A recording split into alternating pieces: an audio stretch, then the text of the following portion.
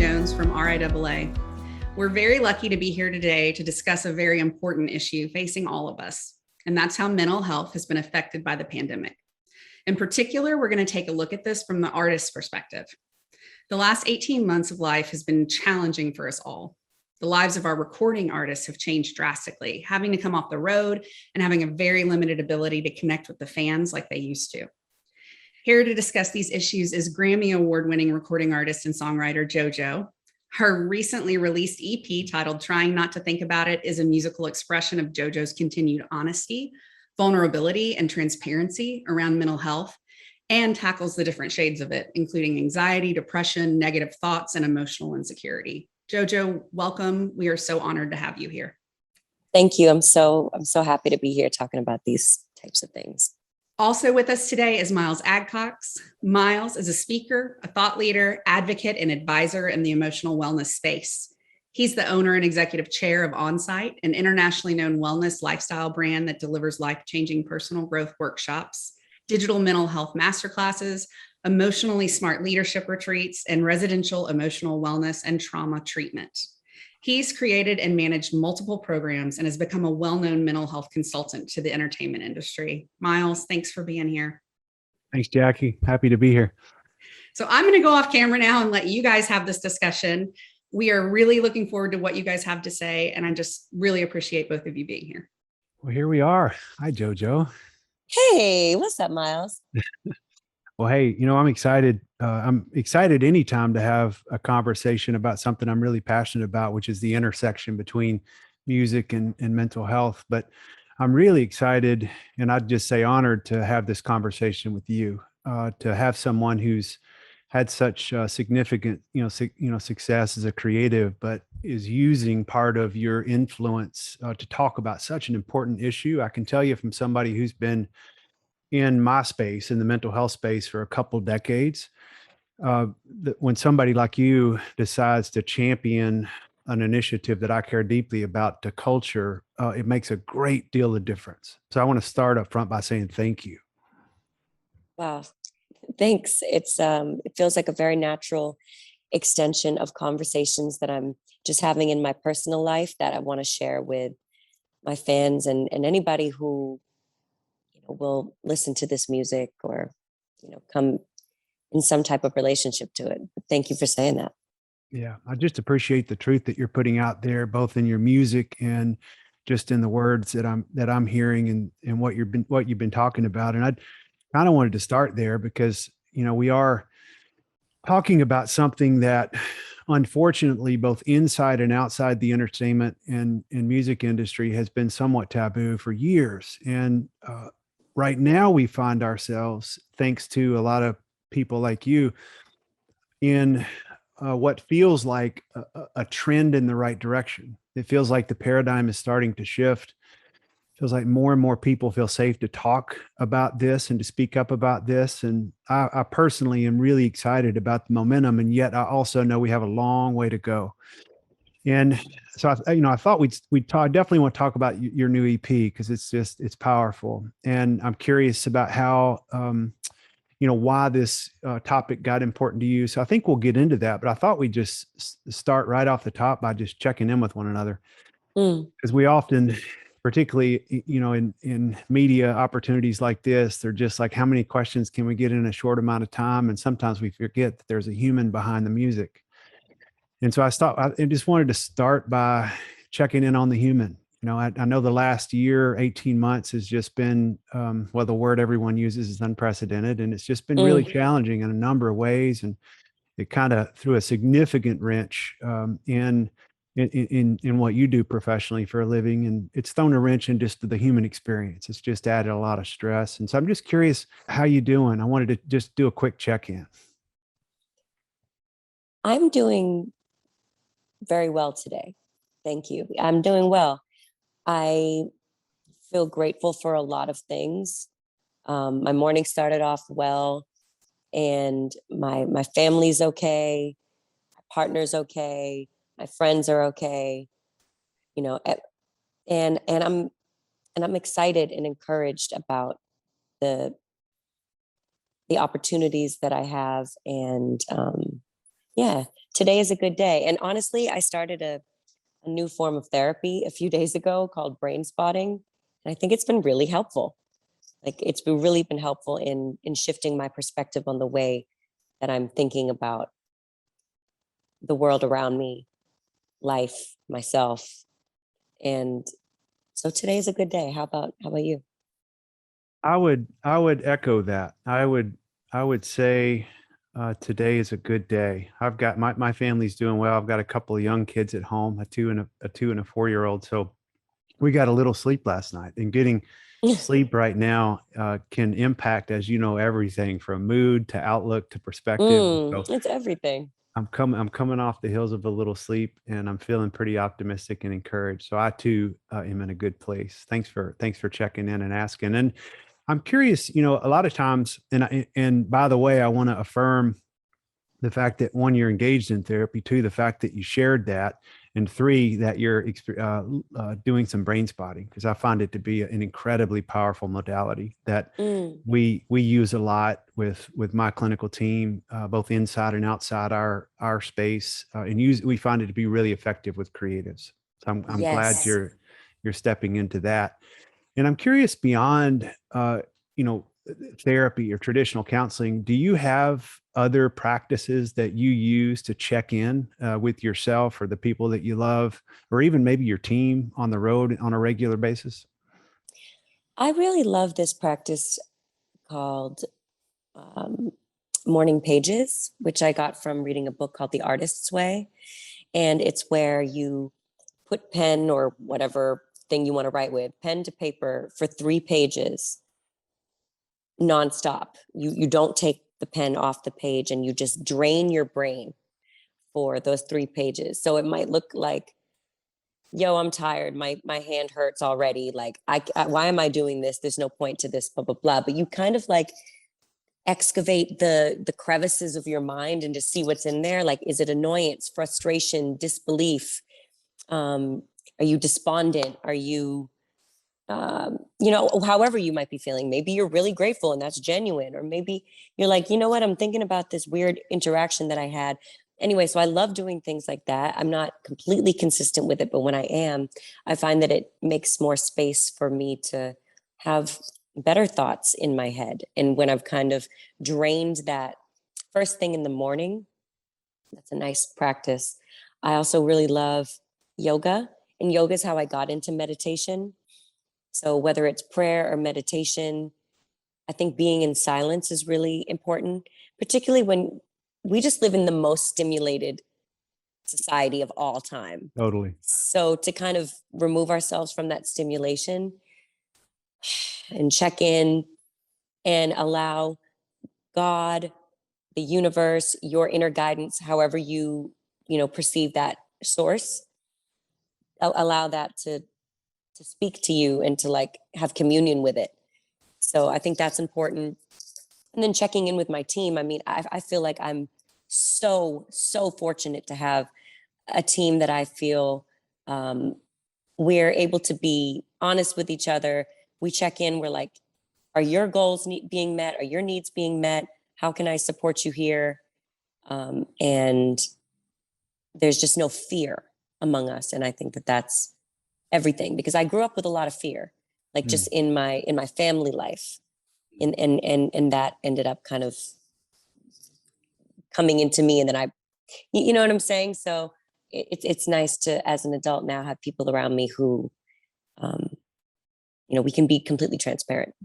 Yeah. Well done. Thanks for sharing that. And I say well done because it sounds like you've created an ecosystem where you can be vulnerable, you can speak your truth and receive the truth of others, which is what we do week in and week out in therapeutic circles and settings. But it's also when we consult people in your space, teams, touring groups, that you actually can create that in real time on the road.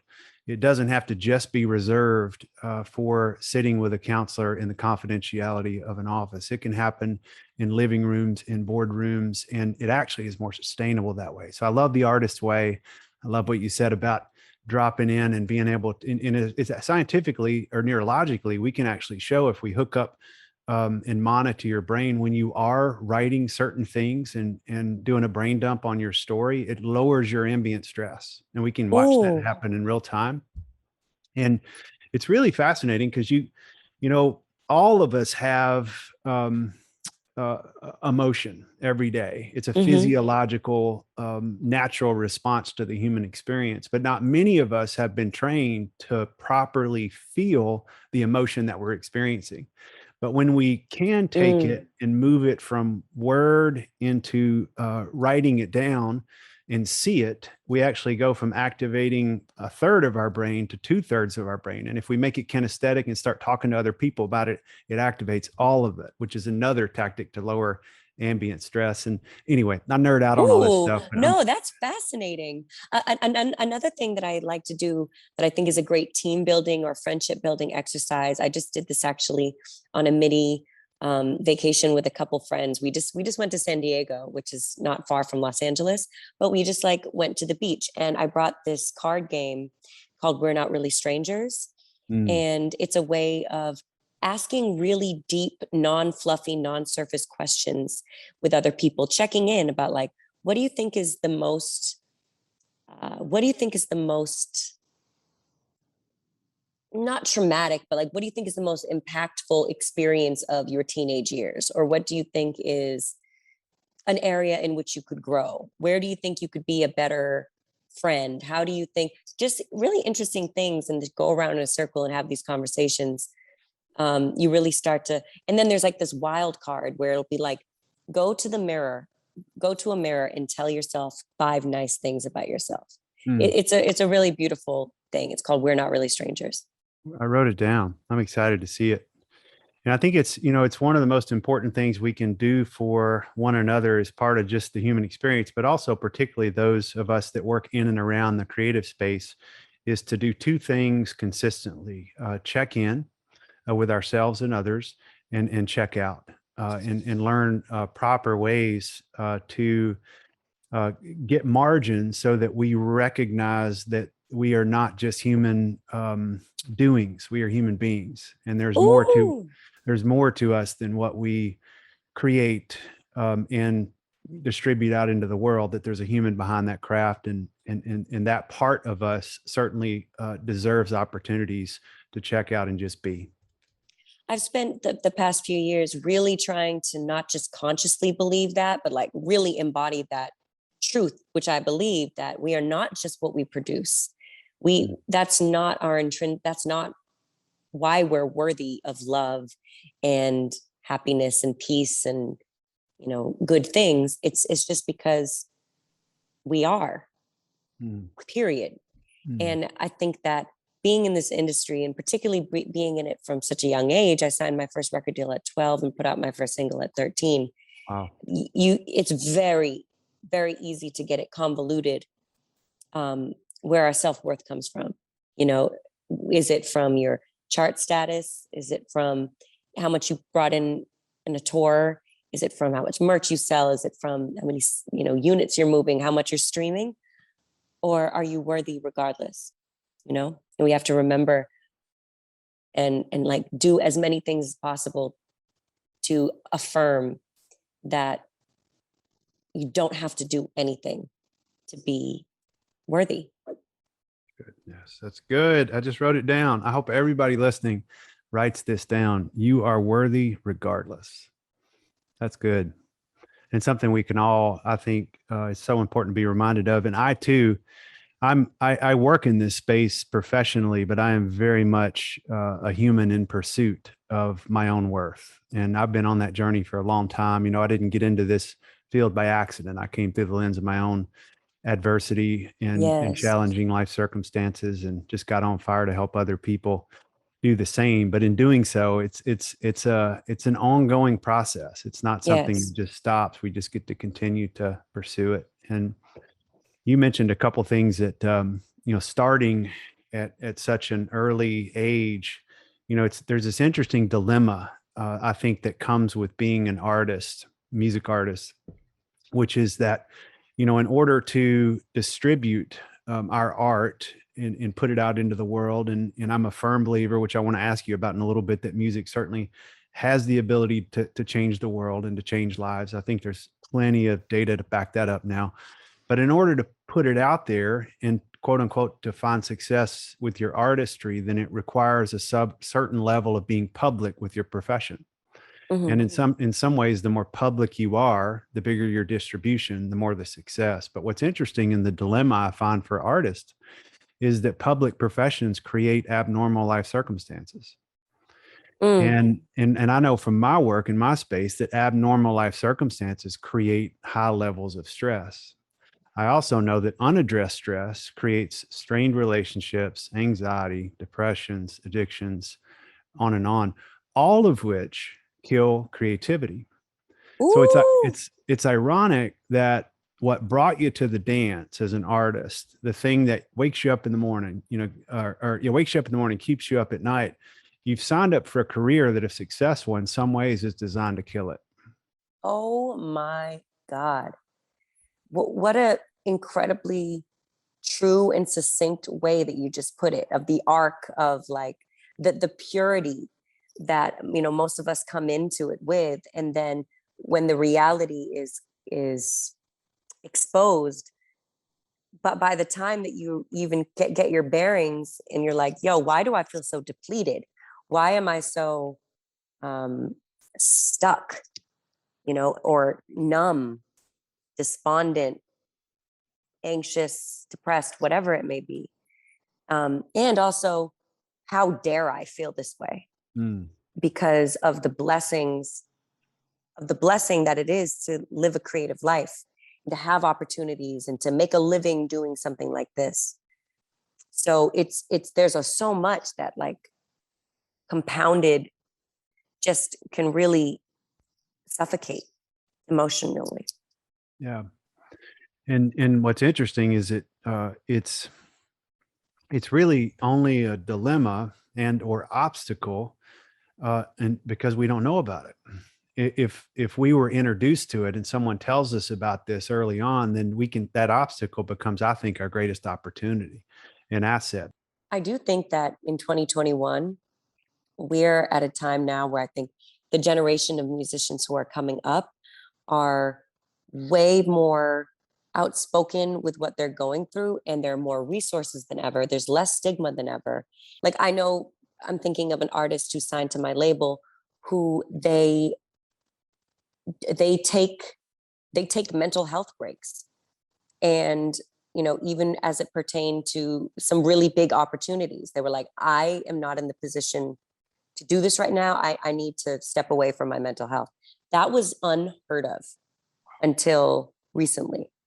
And the conversations around it even, like, aren't judgmental. They're understanding that it's hard. And especially with social media and the, like, instant impact of your words, or if something, you could be canceled. It's just like really living in a stressful environment. We don't have the tools. And fame, there's no way to prepare yourself for fame. So some people experience fame, some people don't experience that, but they're still, living a musical life and being creative and everything. But for the most part, it is like just a sliding scale, a riding a wave. There's so many different things that come into play. Yeah, well said. I'm curious about, and I could literally camp out and talk here for 2 hours, and I know there's other things. Yeah, me too. We need to cover. I really want to talk about your music a little bit too, but you talked about your, having your own set of challenging circumstances, maybe a little earlier in life. You mentioned some stressful things maybe within your family of origin, and of course, we all know that there are no perfect systems, and most families can kind of have some misses that can imprint us along the way. And it's amazing now that we know a lot as a field about emotional and psychological trauma, just how much the imprint and the messaging that we get from our origin story can trail us throughout the different developmental stages and all the way through life until we get an opportunity at some point to interrupt that intergenerational pattern and say, okay, maybe it stops with this generation. And I'm willing to do the work to take whatever parts I feel I can honor that served me along to the next, or and I can also create some new things that would leave the generation ahead of me better than where I found it. And I'm curious for you, as you've been on this journey, how has it influenced you? And how has it influenced particularly this new EP? Yeah, I'll stop there. I got a lot of questions, but tell me how, where you've been, what you've been through, the work that you've been up through, you've been experiencing, how that has inspired this EP. Well, similarly to what you said, it was my personal experience with being depressed and feeling incredibly anxious to the point of like it affecting my singing, my ability to connect with my gut. I just didn't feel like myself. I've gone through waves of that, of losing myself and finding myself and needing to shift my perspective on the world, my personal circumstances, what's really important. And this most recent slump that I fell into, I would call it, I was just in a really blue place, a really gray, dark space at the end of last year. And as I started to open up about that, even on social media a little bit, or to my friends, or to co-writers and producers, I realized how much I was not alone in that feeling. We always feel like, okay, what we're going through is very unique. Because maybe the set of circumstances are unusual, or maybe, but the feeling is not. The feeling is shared. You know, that feeling of lostness, of just losing belief, hope. I think so many people went through that and are still in that, especially with the pandemic. I mean, one of the closest people to me was not able to find a job for 18 months. I mean, it was just emotionally debilitating. And so trying not to think about it, this new EP came from all the things that I was trying not to think about, even though I had to actually face them and write about them to come to another place, to relieve myself of that like weight that I had been carrying from just trying to keep it together. That's where it came from having my own experiences, realizing that a lot of other people were having them too, and wanting to make a time capsule project that would represent where I was at in this space where I just felt myself spiraling. Well, you did it. I mean, I've listened all the way through a couple times, and it's powerful. And it feels like in some ways, I mean, you hear about people that write and create from painful life circumstances, but it feels like what you did here was you took your pain and have really turned it into a purpose with what you created and what you've written here. And it's, I just want to affirm it in that you said in which I felt like was kind of an affirmation to yourself in World of Sunshine, one of your songs, that you deserve a day outside your head. And that line just popped for me. I mean, it just jumped out at me because most people, I think, would say you need a day outside your head. And we often say that when we think about supporting others, and we're well intended. Like when people are going through pain or stress or struggle, we say, you really need this. You really need to do this. You really need counseling. You really need therapy. And at the end of the day, it's not what any of us need, but it's what every single one of us deserve. I believe that. And I felt like you wrote that. And I know you were probably affirming yourself through that song, but I felt somebody else who's struggled and walk along a lot of other people that have struggled, I felt like you were speaking directly to me. So I could tell that, this EP was special. I could also tell it was really inspired in a vulnerable and authentic way. You mentioned, COVID, and you talked about a friend of yours that had been out of work for the last 18 months. And I am curious about how COVID or the pandemic has affected you or changed your life as an artist. It made me face myself, I think, in ways that I hadn't had to before, because I have been so busy and so able to just get up and go whenever I feel uncomfortable. So having to sit in that discomfort and find ways to busy myself, comfort myself, stay active in different ways and think outside the box. I mean, it reminded me of being like an only child, like how I grew up, of needing to be your own company and all that. So I think it did exacerbate some anxieties and fears that I already had. And when the reality of postponing and then canceling a tour came, that was something that really freaked me out, because I had already counted that money in my head. I had already counted on it, as I know a lot of artists and gigging musicians had. And I was also just looking forward to having that time. I love being on the road. I love performing. I love connecting with people. It's one of my favorite parts of what I get to do. So I think that also being out of practice, like out of performing in front of people, made me feel like maybe I'm not good at it. It's just since I haven't done it in a while. So in going and doing these 6 tour dates in October is really important for me to remind myself of who I am and, what I believe I was put here to do.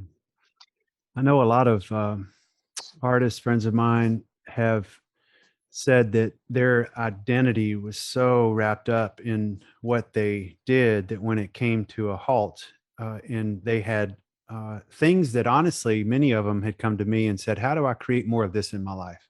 I'd like a little bit more time in my schedule. I'd like a little bit more time at home. And then all of a sudden, boom, overnight, it all came. They're like, we didn't mean this much time. Yeah. And honestly, I can relate to it because in a sense, we run live events with workshops and experiences, and I speak a lot. So when everything stopped and I came home, it was just me and the people I love. And all the rocks kind of got turned over in ways that I don't think any of us were necessarily prepared for. And like what you said, I think it was stressful. It was just difficult. And yet I do think it's providing all of us with this opportunity to come out of this thing maybe better than we came into it, by asking bigger questions about who are we? Yes. Yeah. Where are we? Where do we want to go? I think for a lot of us also, it made us take inventory of who we were busying ourselves with, who we were spending time with. What are the most valuable relationships that we have, and how can we sow into them more? How can we show up better? That's something that was on my mind a lot as well. I'm curious, you've been in this space for a while. There are a lot of younger artists and established acts that are, I'm sure, asking the question, how much of myself and my story do I start to reveal to the people who care about me and my career and my music? I'm getting those questions a lot from artists specifically, and sometimes their PR teams, like, is it okay to talk about mental health? Is it okay to talk about my struggles? And some people have found that getting vulnerable in social media and stuff is actually helpful because it makes people more human and they connect with it. But I know for a lot of people, it brings up some fear. So I'm thinking of the younger artist who's trying to think about, how much of myself do I show the world? At what point do I keep certain things private? I'm curious about what you might say to that artist. And then maybe as a second part of that question, what's a message that you would have for the creative, the artist, and just the human out there, for somebody who has been in this space for a long time? You've had some success, you've had some struggles.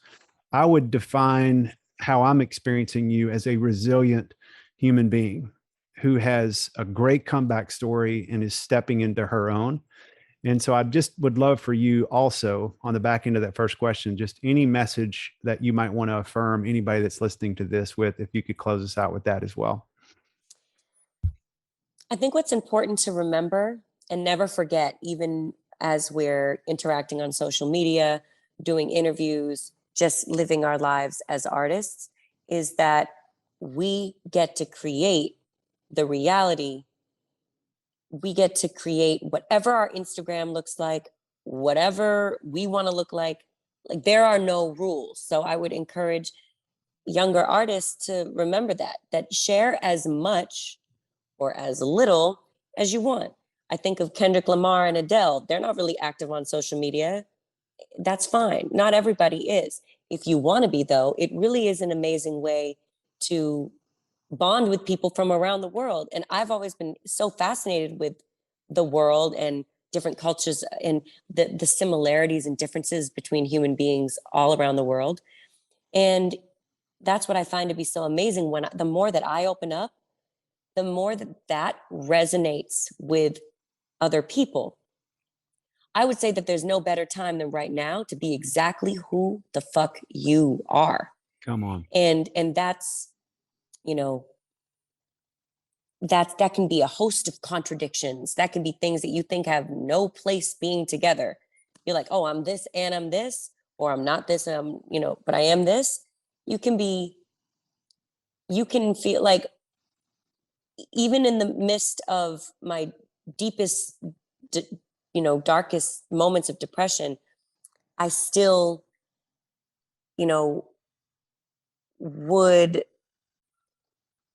there would be something that would be in conflict with that. Do you know what I'm saying? Like, and in sharing that, you realize that you're not a weirdo. Even if you are a little weirdo, like me, I'm saying there's other people who are like you. Find your tribe. And I think, it's out there. And that would be the advice that I would give to the younger generation, is that there is no better time on the planet to be who you are right now. And there's no rules. You get to make your own. You can be whoever you are. And for me, it's easier for me to be transparent than to try to craft something. I'm not a seller. I'm not good at selling things. I'm not good at selling myself. I couldn't sell you a product if I didn't really believe in it. Like, that's not my strength. But my strength is being a human being and talking about my experiences and my perspective. So people want to hear that. People do want to hear that. I'm not saying people want to hear mine, but people want to hear from, an authentic person, because it does take some balls, some strength, some courage to take your guards down. But I promise it's worth it. I promise it's worth it. So if you choose to go in that direction, don't be afraid. Nothing to be afraid of. And if you choose that, a more guarded approach is right for you, cool. The way that I draw the line between what I share and what I don't is that I don't want everybody in my personal relationship. You know what I mean? Some people are very outspoken and, post everything about what they're doing with their partner. That's where I choose to have, to keep something for myself. And I do think it's important that we have something for ourselves, whatever that may be. Yeah. So well said. Two things that I wrote and circled a couple of times, that if we take away anything from our time together, that I would hope people would engrave this and remember it, because I think now more than ever, we as humanity have lost the ability to be humane to ourselves and therefore humane to other people.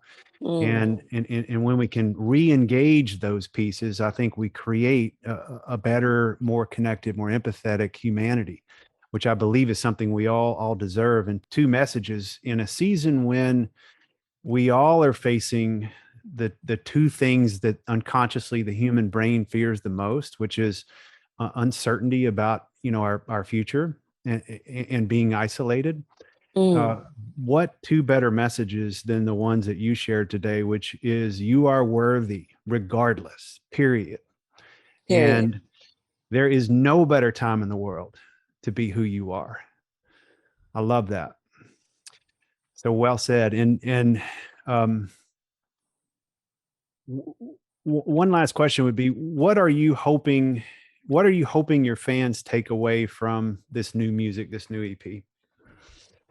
I hope that they take away the truth that they are not alone in whatever they're feeling, and that if you're in a dark place, you will not feel that way forever. You don't have to. You don't have to. You don't need to have to muscle through it. You don't need to do it alone. There are resources out there. And there's no shame in asking for help and getting it. Whether that help is talking to a professional, talking to your doctor about seeing if medication is right for you, if you have a chemical imbalance, and also helping yourself in the ways that are free to all of us who are able-bodied. I believe that exercise can be game-changing when you take away the results-driven part of it, or like the aesthetic part of it. Exercise and getting that serotonin release in my brain is a game changer for me. Being outside in the sunshine, having meaningful conversations with people, eating a diet for me that's mostly plant-based. I think that's a real game changer. Eating foods that are alive, but not alive like had a mom. You know what I'm saying? Anyway, I feel passionately about that. That when you consume compassionately, that can in turn help you be more gentle, sensitive with yourself, and with others. So that's just my personal belief. And yeah, I hope that people take away that it's okay to feel however you're feeling, but you don't have to feel like it forever. Thank you. I started off by affirming who you are and the fact that you're sharing the influence that you built, and you're doing something good with it. You don't have to, and you're choosing to. And I just want to say, I see it. I value it. I'm encouraged from spending time with you and from what you've shared. I'm encouraged by this music that you've created, and I honestly can't wait for the world to hear more of it. So it's been great spending time with you, and I appreciate getting to know you a little bit more. I feel the same way. Thank you so much. And I would honestly love to know how I could be involved more in what it is that you're doing in any way. So please let me know, however that might be.